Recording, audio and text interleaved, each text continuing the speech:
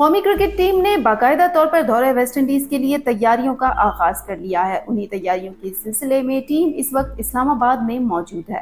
دوسری جانب اگر بات کریں آئی سی سی رینکنگ کی تو پاکستان کا کوئی بھی بیٹر اس وقت ٹاپ 10 میں شامل نہیں۔ جبکہ بات کریں بین اسٹاک کی ریٹائرمنٹ کے حوالے سے تو آئی سی سی نے انگلش کرکٹ بورڈ سے وضاحت طلب کر لی ہے۔ دوسری جانب اگر فیفا کی بات کریں تو ارجنٹینا سے میچ متنازع فیصلے پر مصر نے ریفریز کے خلاف فیفا میں باضابطہ شکایت درج کرا دی ہے۔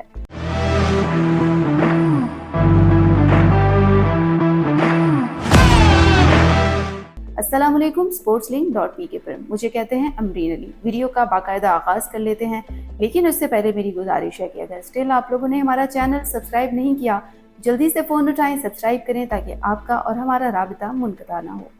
اب ویڈیو کا باقاعدہ آغاز کر لیتے ہیں۔ سب سے پہلے میں دورہ ویسٹ انڈیز کی بات کروں، جس کے لیے آپ کو معلوم ہے کہ قومی کرکٹ ٹیم اس وقت بھرپور تیاریاں کیے ہوئے ہے، اور آج جب میں پنڈی کرکٹ اسٹیڈیم گئی تو وہاں پر قومی اسکواڈ جو تھا صبح 10 بجے سے وہاں پر موجود تھا۔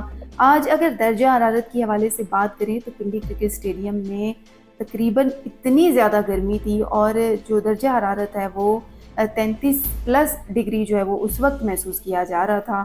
اور دن یعنی 11-12 بجے کی میں بات کر رہی ہوں، اس کے بعد تو درجہ حرارت مزید بھی بڑھا ہے، لیکن اس وقت بھی جو گرمی کی شدت تھی وہ خاصی زیادہ تھی۔ لیکن اس ٹائم بھی جو قومی اسکواڈ ہے اس نے اپنی تیاری بھرپور طریقے سے جاری رکھی، اور جب میں گزرنے لگی تو امام الحق کو میں نے دیکھا پریکٹس کرتے ہوئے، زبردست ہیٹنگ کر رہے تھے، نیٹ پریکٹس کر رہے تھے، اور اس کے علاوہ ساتھ ساتھ جو دیگر کھلاڑی تھے وہ بھی گراؤنڈ میں موجود تھے، اور انہوں نے اپنی جم کر بیٹنگ، بالنگ اور فیلڈنگ کی پریکٹس کی۔ بابر اعظم چونکہ آپ کو معلوم ہے کہ جب سے کپتانی ملی ہے تب اس کے بعد سے یہ ان کا پہلا ٹیسٹ ہے کہ دورہ ویسٹ انڈیز وہ کرنے جا رہے ہیں، اور یہ ان کے لیے یقینی طور پر کافی چیلنجنگ بھی ہوگا، کیونکہ کافی سارا ان پر، جس طرح سے میں نے گزشتہ ویڈیو میں کہا کہ ان پر جس قدر سوالات اٹھ رہے تھے، اور اس کے بعد پھر ایک دورے کی قیادت بھی انہوں نے کرنی ہے، اور آج انہی کی قیادت میں ٹیم پریکٹس سیشن میں حصہ لیے ہوئے تھے، خود بھی انہوں نے بھرپور پریکٹس کیا۔ تو یہ دورہ یقینی طور پر بابر اعظم کے لیے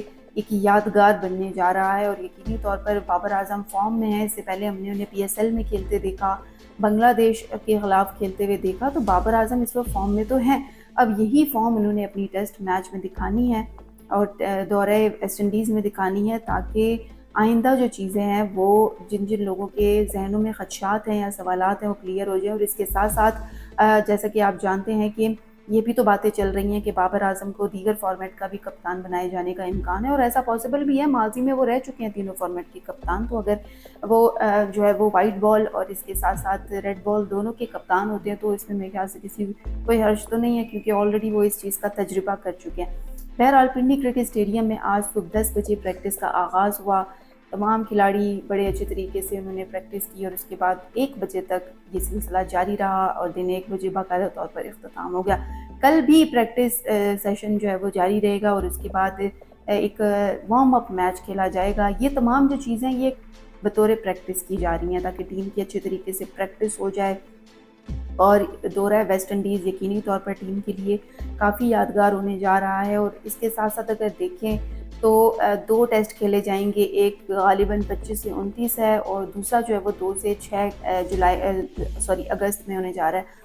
تو اس دورے کے لیے کافی زیادہ جو تیاریاں ہیں وہ کی جا رہی ہیں، اور جو اسکواڈ ہے 13 جولائی کو یہاں سے روانہ بھی ہو جائے گا، اور جلدی یہاں سے جانے کا مقصد بھی یہی ہے کہ وہاں پر جا کے ویسٹ انڈیز کے جو کرکٹ گراؤنڈ ہے وہاں پر پریکٹس کرنی ہے ٹیم نے، اور وہاں کی کنڈیشنز کو بھی سمجھنا ہے۔ تو بہرحال بہت ہی اچھا ایک ہونے والا ہے یہ دورہ، اور اس کے ساتھ ساتھ میں آئی سی سی رینکنگ کی ضرور بات کروں گی۔ ٹاپ 10 ٹیسٹ بیٹر میں کوئی بھی پاکستانی جگہ نہ بنا سکا، یہ یقینی طور پر ایک مایوس کن بات ہے، کیونکہ ٹیسٹ بیٹر کی رینکنگ میں آسٹریلیا کے ٹریوس ہیڈ کا پہلا نمبر برقرار ہے۔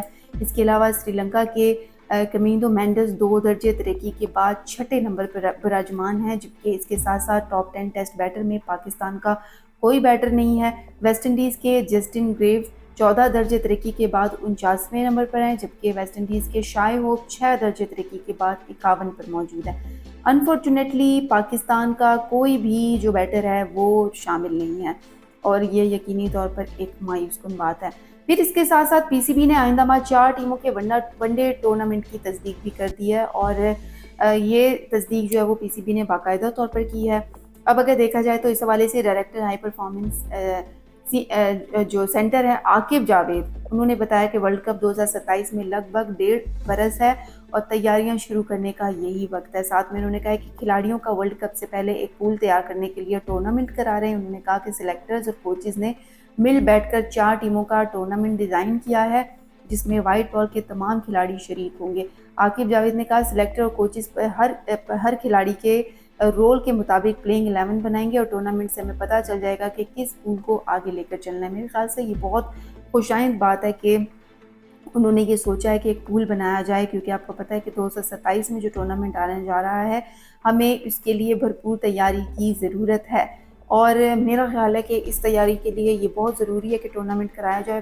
پی سی بی نے ایک اچھی چیز جو کیا، اور اس سے پہلے میں نے ایک بلاگ میں آپ کو بتایا تھا کہ انہی دنوں میں ایک انٹرنیشنل لیگز بھی ہیں جن میں بیشتر کھلاڑی ہمارے کھیلنے جا رہے ہیں۔ ہو سکتا ہے کہ انہیں اسکپ بھی کرنی پڑ جائے، کیونکہ ان کے لیے یقینی طور پر یہ ایک امپورٹنٹ جو ٹورنامنٹ ہے وہ ہوگا۔ ظاہر ہے فیوچر کی تیاری کے لیے کچھ تو کرنا ہی پڑے گا۔ اس کے ساتھ ساتھ اب فیفا پر آ جاتے ہیں۔ فیفا میں پہلے راؤنڈ ٹوٹل 48 ٹیمیں، پھر راؤنڈ جو ہے وہ 32، پھر راؤنڈ آف 16، اب 8 ٹیموں کا مقابلہ ہے۔ تو میرے خیال سے بڑے دلچسپ مقابلے جہاں جاری ہیں، تو دوسری جانب بیچ میں تنازعات بھی شروع ہو گئے ہیں، جس میں اگر ارجنٹینا سے میچ کے تنازع کی بات کریں جس میں ریفری نے فیصلہ کیا تھا، مصر نے ریفریز کے خلاف فیفا میں باضابطہ شکایت درج کرا دی ہے۔ مصری فٹ بال فیڈریشن نے فیفا سے فرانسیسی ریفری اور دیگر کو ورلڈ کپ سے باہر کرنے کا مطالبہ کر دیا ہے، اور مصری فٹ بال فیڈریشن کا کہنا ہے کہ ریفری اور وی اے آر نے سنگین غلطیاں اور دوہرا معیار اپنایا، جس کے باعث مصر کو ورلڈ کپ سے باہر ہونا پڑا ہے، اور اس حوالے سے انہوں نے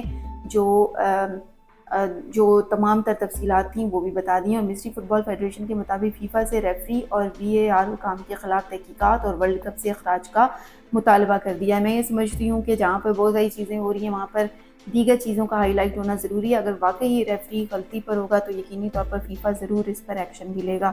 sportslink.pk سے فی الوقت اتنا ہی۔ مزید اپڈیٹس کے لیے جڑے رہیے sportslink.pk کے ساتھ۔